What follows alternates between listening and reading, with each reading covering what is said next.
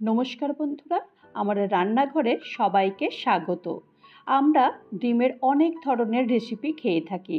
এই যেমন ডিমের ঝোল, ডিমের কারি, ডিমের ভাপা, অমলেট কারি, অনেক ধরনের রেসিপি আমরা খেয়েছি। কিন্তু আজকে সম্পূর্ণ একদম নতুন ধরনের একটা রেসিপি নিয়ে তোমাদের সামনে হাজির হয়েছি, ডিমের হরড়া। এই রেসিপিটা আশা করি তোমাদের ভীষণ ভালো লাগবে, আর ভালো লাগলে দেখার পর অবশ্যই একটা লাইক করো। তো চলো দেরি না করে এই সুন্দর একটা রেসিপি কিভাবে বানিয়েছি সেটা দেখে নিই। প্রথমেই আমি এখানে 6টা ডিম আমি আগে থেকে সেদ্ধ করে রেখে দিয়েছি। এখন এই ডিমগুলোকে চাকু দিয়ে এরকমভাবে সমান করে কেটে দেব। তবে চাকু দিয়ে কাটার সময়টাতে আমার আমার নিজের মায়ের কথা মনে পড়ে যাচ্ছিল। আমার মাকেও আমি ছোটোবেলাতে দেখেছি যে আমার মা যখনই এই ডিম কাটতো তখন কিন্তু সুতো দিয়ে কাটতো। তো তোমাদের কার কার মারা সুতো দিয়ে কাটতো বা এখনও কারা কারা সুতো দিয়ে কাটে তারা অবশ্যই একবার কমেন্টে বলো, খুব ভালো লাগবে জেনে। তো এখন ডিমগুলোকে আমি প্রথমে দুটো ভাগ করে কেটে নিচ্ছি। আর এই ডিমগুলোকে এরকম কেটে নিয়েছি, আর একটা ডিম কিন্তু আমি এখানে গোটা রেখে দিয়েছি। গোটা কেন রেখে দিয়েছি সেটা কিন্তু পরে বলবো, এখন বলবো না। তো এখন গ্যাসে কড়াই বসিয়ে দিয়েছি আর মাত্র 2 চামচ তেল গরম করতে দিয়ে দিয়েছি। এখানে আমি কিছু উপকরণ নিয়েছি, যেমন পেঁয়াজ, আদা, কাঁচা লঙ্কা, কাজু আর রসুন কুচি। তো এইগুলো আমি এখন একটু প্রথমে সব কিছু এগুলো কড়াইতে ভেজে নেব। তো ততক্ষণ তেল তো গরম হয়ে গেছে, আর প্রথমেই এখানে পেঁয়াজটা দিয়ে দিয়েছি। এখানে একটা পেঁয়াজ নিয়েছি, পেঁয়াজটাকে স্লাইস করে কেটে নিয়েছি। পেঁয়াজটা দেওয়ার পরে তারপরে আমি এখানে রসুন কুচি দিয়েছি। এখানে আমি 6 কোয়া রসুন নিয়েছি, 6 কোয়া রসুন দিয়ে দিয়েছি। আর এরপরে 10-12টা আমি কাজু নিয়েছি, 10-12টা কাজু আমি দিয়ে দিয়েছি। আর 1 ইঞ্চি মতো আমি আদা নিয়েছি, আদাটাও এরকম একটু লম্বা করে কেটে নিয়েছি। কাঁচা লঙ্কাটা দিইনি, কাঁচা লঙ্কাটা পরে দেবো। এখন এই উপকরণগুলো সব কিছু দিয়ে এরকম হালকা হালকা করে এগুলো ভেজে নেব। একদম কিন্তু লাল লাল করব না, জাস্ট শুধুমাত্র পেঁয়াজটা একটু একটু লাল রঙের হয়ে গেলে তখন এইগুলোকে তুলে নেব। তো ততক্ষণের জন্য একটু হালকা হালকা করে এগুলোকে ভেজে নেব। তো দেখো মোটামুটি বেশ ভালো লাল হয়ে গেছে, এর থেকে আর ভাজবো না। তো এগুলোকে এখন আমি তুলে নিচ্ছি। আর একটা মশলা তৈরি করব। এখানে আমি 3 চামচ আমি কালো সর্ষে নিয়েছি। তোমরা চাইলে এখানে কালো আর হলুদ সর্ষে মিশিয়েও করে নিতে পারো। তো আর এখানে আমি 3 চামচ পোস্ত দিয়েছি। পোস্তটা 3 চামচ দিয়েছি, এটা একদম সমান সমান দিয়েছি। সর্ষে আর পোস্ত একদম সমান সমান, 3 চামচ দিলে 3 চামচ, 2 চামচ দিলে 2 চামচ দিয়ে এটাকে একটু প্রথমে আগে পাউডার বানিয়ে নিয়েছি। পাউডার বানিয়ে নেওয়ার পর তারপরে যে পেঁয়াজের যেটা ভেজে রেখেছিলাম সেই পেঁয়াজের ওই পুরোটা দিয়ে দেব। আর এখানে যে কাঁচা লঙ্কাগুলো দিয়েছিলাম 6টা কাঁচা লঙ্কা, সেই 6টা কাঁচা লঙ্কা দিয়ে দিয়েছি। আর সামান্য পরিমাণ জল দিয়েছি, দিয়ে তারপরে এটাকে ভালো করে পেস্ট করে নেব।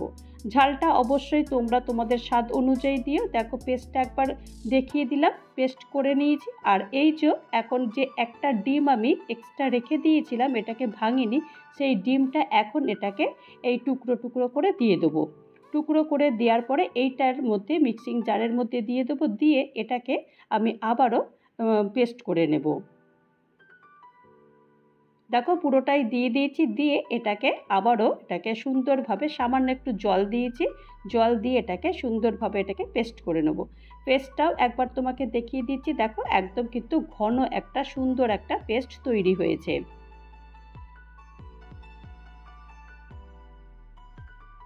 তো এই পেস্টটা তো সুন্দরভাবেই তৈরি হয়ে গেছে, আর এই পেস্টটাকে এখন এটাকে রেখে দেব। তো এই পেস্টটা এখন রেখে দেওয়ার পর এখন গ্যাসে আবারও কড়াই বসিয়ে দেব। গ্যাসে কড়াই বসিয়ে দিয়েছি, তবে আমি কিন্তু একদম তেল দিইনি। পেঁয়াজ ভাজার যে তেলটা বাকি ছিল সেই তেলটাতেই কিন্তু আমি পুরো রান্না করব, একদম কম তেলে। তেলের মধ্যে এই মশলাটা পুরোটা দিয়ে দিয়েছি, আর 1 কাপ মতো আমি জলটা দিয়ে দিয়েছি, আর স্বাদ মতো নুন দিয়ে দিয়েছি, আর শুধুমাত্র একটু কালারের জন্য 1 চামচ কাশ্মীরি লাল লঙ্কার গুঁড়ো দিয়েছি, আর 1 চামচ চিনি দিয়েছি। চিনিটা একটু দিয়েছি কারণ সর্ষে বাটা একটু ঝাল ঝাল হবে, একটু চিনিটা দিলে বেশ ভালো হয়। তো এখন সব কিছু দিয়ে দিয়েছি, আর কিচ্ছু লাগবে না, ভীষণই ইজি আর খুবই তাড়াতাড়ি রান্নাটা হয়ে যায়। তো এখন এটাকে মশলাটাকে ভালো করে এটাকে মেশাতে হবে, কারণ আমি তেলের মধ্যে ডাইরেক্ট কিন্তু এই মশলাটা দিয়ে দিয়েছি, তো সেই কারণে তেলের সঙ্গে এই মশলাটা খুব ভালো করে এটাকে মেশাতে হবে। তো দেখো এখন মশলা তো মোটামুটি বেশ ভালো করেই মিশিয়ে দিয়েছি। মিশিয়ে দেওয়ার পরে এই যে ডিমগুলো আগে থেকে কেটে রেখে দিয়েছিলাম, সেই ডিমগুলো এখন একটা একটা করে সবই আমি এরকম সাজিয়ে দেব। সব ডিমগুলো সাজিয়ে দিয়েছি, আর এখন আরেকটু ঝালের জন্য এখানে 4টে কাঁচা লঙ্কা দিয়ে দিয়েছি। এরপর ঢাকনা বন্ধ করে দিয়েছি। ঢাকনা বন্ধ করে দেওয়ার পরে ঢাকনার মধ্যে যে একটা ছিদ্র রয়েছে, সেই ছিদ্রটাকেও আমি এটাকে ক্লোজ করে দেবো আর কি, ঢাকনা দিয়ে দেবো আর কি, বুঝিয়ে দেবো যেটাকে বলে আর কি। তো এইটা একটা কাগজ দিয়ে এটাকে ঢেকে দিচ্ছি। পুরো কিন্তু রান্নাটা একদম মানে ভাপে হবে, যাতে করে কোনো এয়ার ভেতরে না ঢুকতে পারে। তো দেখো আমি 10 মিনিটের জন্য ঢাকনাটা বন্ধ করে দিয়েছিলাম। 10 মিনিট পর ঢাকনা খুলে দিয়েছি। খুলে দেখো একদম সুন্দরভাবে কিন্তু ঘন হয়ে গেছে, আর দেখতেও কিন্তু কালারটা অনেকটাই চেঞ্জ হয়ে গেছে। হালকা হালকা করে এগুলো একটু নেড়ে নেড়ে দিচ্ছি, যাতে করে বেশ সমস্ত মশলার মধ্যেই যেন ডিমের মধ্যে বা এর মধ্যে সমস্ত মশলা যেন সুন্দরভাবে ঢুকে যায়। আর ঘনত্বটাও দেখাচ্ছে একদম কিন্তু পুরো ঘন হয়ে গেছে। তো ব্যাস আর কিছুই না, খুবই তাড়াতাড়ি রান্নাটা হয়ে যায়, যখন খুশি তখনই এই রান্নাটা তৈরি করা যায়। তো চলো এটাকে গরম গরমই এটা সার্ভ করে দেখাচ্ছি রান্নাটা কেমন হয়। এই রান্নাটা রুটি, লুচি, পরোটার সঙ্গে ভীষণ ভালো লাগে, আর গরম ভাতের সঙ্গে তো দুর্দান্তই লাগে। তো তৈরি হয়ে গেল আমার ডিমের হরৌড়া। এই রেসিপিটা যদি তোমাদের কারোর ভালো লাগে তাহলে অবশ্যই একটা লাইক করো, কমেন্ট করো, পারলে আমার চ্যানেলটা সাবস্ক্রাইব করে আমার পাশে থেকো। আর যারা নতুন বন্ধু হয়ে আমার চ্যানেলে ভিজিট করেছো তাদেরকে অজস্র ধন্যবাদ। আর যারা এখনও পর্যন্ত আমার চ্যানেলটা সাবস্ক্রাইব করোনি তাদেরকে অনুরোধ করব চ্যানেলটা সাবস্ক্রাইব করতে। আবারও নতুন কোনো একটা ভিডিও নিয়ে তোমাদের মাঝে চলে আসবো। ততক্ষণের জন্য সবাই ভালো থাকো।